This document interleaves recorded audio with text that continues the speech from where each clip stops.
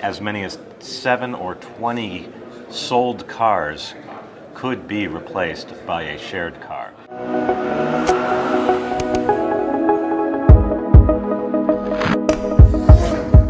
You posted something recently tracing the history of how OEMs were in the car rental business and the car sharing business, but they're not really great at it.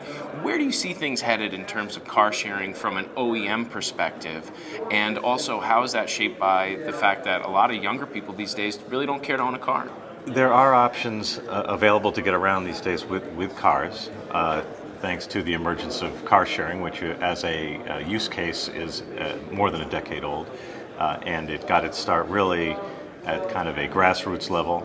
In fact, the car sharing community globally is driven by a lot of very small car sharing organizations that are community focused, community based, particularly in places like Canada and Germany. The issue with regard to young people is that new cars are just extraordinarily expensive. That's true. And I think it's always been the case, but perhaps even more so today. So, and the alternative is, to get the beater car, the old car, the beat up car, which in many instances is not even a very safe car, and it doesn't free you up from the obligations of parking the car, paying for parking, paying for insurance, and maintaining an older vehicle, which is going to need more care and feeding. So today, young people can get around quite inexpensively with ride-hailing services, Lyft and Uber, and increasingly there are cars on the street from the likes of Maven and Car2Go and Zipcar. Just grab a car and go. And in some instances, particularly in the case of Car2Go, you can leave the car wherever you want, so it's free floating. Yeah. What car companies are wrestling with is how to generate demand and use of those vehicles, number one, how to handle the logistics of positioning and cleaning up and maintaining those vehicles.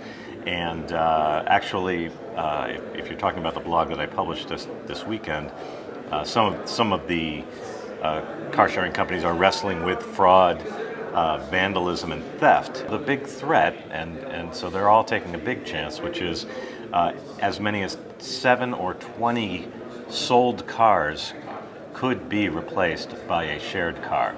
So that's the existential threat that they're But it seems that there exposing is, themselves to. And they've realized there has to be some sort of an embrace in it, or they'll be completely left behind, perhaps. They want to have their foot in every transportation proposition. So so they want to be everywhere and part of every solution.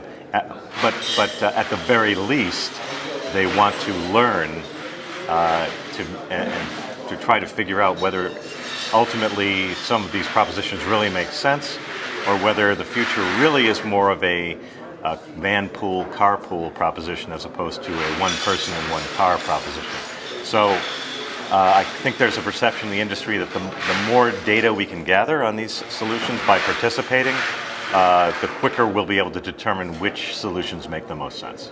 Great. Roger, thank you so much for your time. My pleasure.